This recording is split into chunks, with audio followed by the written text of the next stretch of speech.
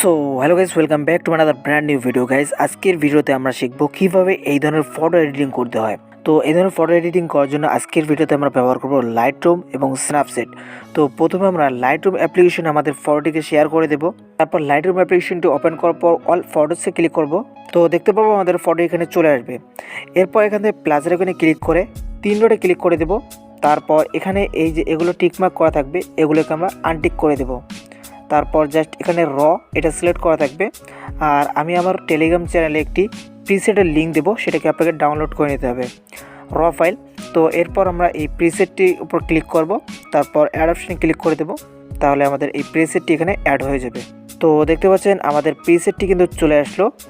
এরপর আমরা এই প্রিসেটের উপর একবার ক্লিক করব, তারপর উপরে 3 ডটে ক্লিক করব। এরপর কপি সেটিংসে ক্লিক করব। তারপর এখানে এগুলো যেভাবে থাকবে সেভাবে থাকবে, জাস্ট উপরে টিকমার্ক ক্লিক করে দিবেন। তারপর এখান থেকে ব্যাক দিবেন। এরপর আমাদের মডেল ফটোটি ওপেন করবেন। তারপর উপরে 3 ডটে ক্লিক করে পেস্ট সেটিংসে ক্লিক করে দিতে হবে। তো দেখতে পাবেন এক সেটিংসেই অর্থাৎ এক ক্লিকেই কিন্তু আমাদের ফটোটা কালার গ্রেডিং হয়ে গেল। এরপর জাস্ট আমাদের ফেসের মধ্যে কিছু অংশ একটু ব্যতিক্রম লাগছে, এটাকে অ্যাডজাস্ট করার জন্য আমরা এখান থেকে কালারে চলে আসবো, মিক্সে চলে আসবো। এখান থেকে ফেসের যে কালার এটা সিলেক্ট করে আমরা এখান থেকে একটু কাস্টমাইজ করে নেব। দেখতে পাচ্ছেন এখন কিন্তু অলমোস্ট সব কিছু ঠিকঠাক রয়েছে। আর এগুলোতে আর কমবার করার দরকার নেই, এগুলো যেভাবে থাকবে সেভাবে থাকবে। জাস্ট এখান থেকে ইফেক্টে ক্লিক করবেন, তারপর এখান থেকে ভিগনেটে হালকা বাড়ায় দেবেন। তো গাইস এতটুকু হয়ে গেলে আমরা এখান থেকে শেয়ার অপশনে ক্লিক করে দেব। তারপর এখান থেকে শেয়ার টু এই অপশনটিতে ক্লিক করে দেব। তারপর এখান থেকে আমাদের স্ন্যাপসিডে শেয়ার করে দিতে হবে। অলরাইট, এরপর আমরা এখান থেকে টুলসে ক্লিক করব, তারপর ডাবল এক্সপোজারে ক্লিক করব, এখান থেকে অ্যাড ফটোতে ক্লিক করব গাইস। তারপর আমরা এখান থেকে এই ফটোটি অ্যাড করে নেব।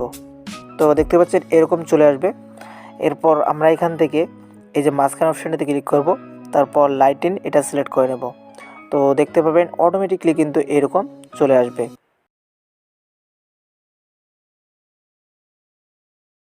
এভাবে এটাকে সেট করে দিতে পারেন। তারপর রাইট অপশানে ক্লিক করে দিবেন। এরপর শেয়ার অপশানে ক্লিক করে দিয়ে ফটোটিকে সেভ করে নেবেন। তো আমাদের ফটো কিন্তু এডিট হয়ে গেল। তো এভাবে আপনারা খুব সহজেই মাত্র 2টি অ্যাপ্লিকেশন ব্যবহার করে এই ধরনের ফটোগুলো এডিট করতে পারেন। তো গাইস কেমন লাগলো ভিডিওটি অবশ্যই কমেন্টে জানাবেন। আর এখনও ভিডিওতে লাইক না করে থাকলে লাইক করে দেবেন, আর চ্যানেলে নতুন হলে সাবস্ক্রাইব করবেন। তো কথা হবে নেক্সট কোনো ভিডিওতে। সে পর্যন্ত ভালো থাকবেন, সুস্থ থাকবেন। আল্লাহ হাফেজ।